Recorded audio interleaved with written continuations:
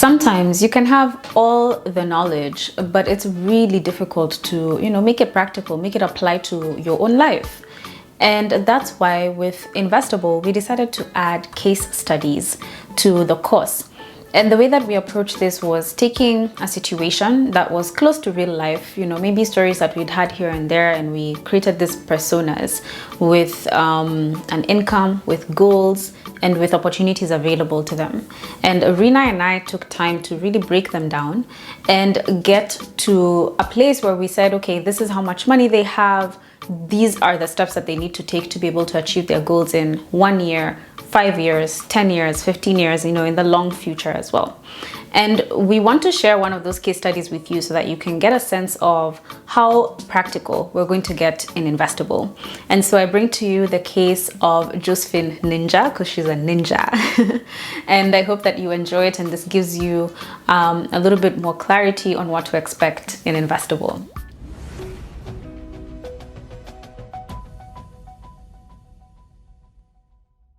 So our second case is Josephine Ninja. So Josephine is 35. She's a single mother of 2 school-going children. They're 6 and 8. And she's a manager in the marketing department at a leading bank. So she earns quite well. She earns 280,000 shillings a month. She still rents her house for 75,000 per month. And she just bought a new car, a really high-end car, for 3 million shillings.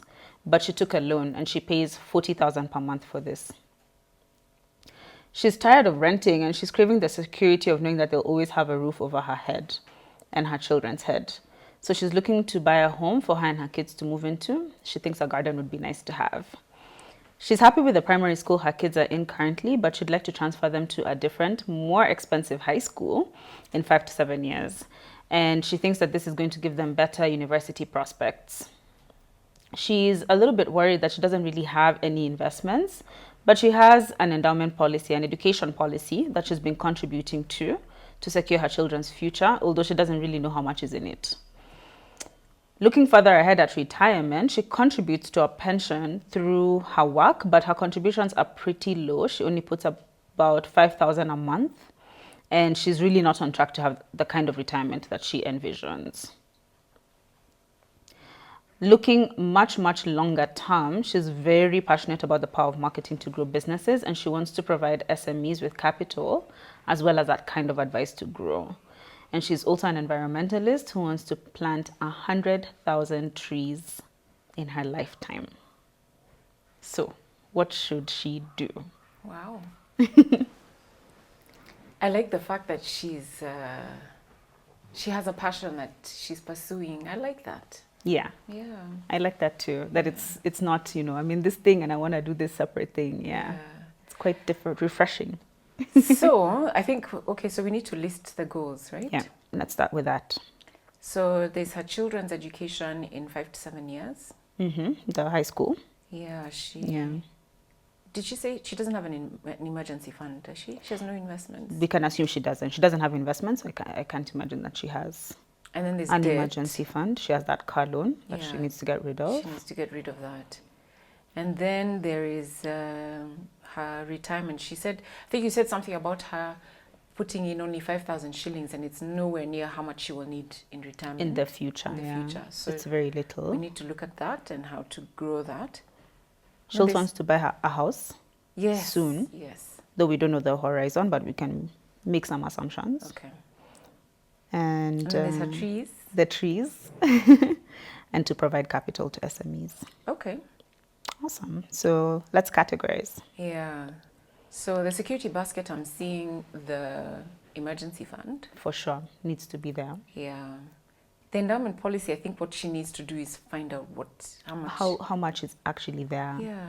And how much is gonna have at the end, so that we know if it's going to be enough to pay for this additional education that she wants for her kids. And usually with those education policies, there's a life insurance element in it. We need to know what is that cover. Because she's a single mom, that's very important for her. It's important, yeah. So that if it's not sufficient, she might need to take a separate insurance cover. Just in case of anything. Yes. And this just life insurance, maybe also disability insurance, or life a and combination. Disability. Yeah. Yeah, life and disability. Especially being a single income household. Yeah. That's going to be really, really critical. Anything else that goes into the security basket there? You know, I'm thinking the house she wants to buy goes there because it's not quite an asset, but, you know, removes the anxiety, which is how we're describing security basket. Yes. So you don't have that stress of where's rent coming from, where's what coming from. Right. Yeah. I also really think she needs to figure out how to get a different source of income. And I'm not sure if that would go into security or life enhancing. So it could go to either, depending Yeah. on how urgent it is for her. Yeah. Yeah. It doesn't seem like it's urgent. It seems So like, maybe you life know, enhancing. maybe life enhancing. But I think it's important for her to diversify a bit. I think so. Especially because it's a single income household. Agreed.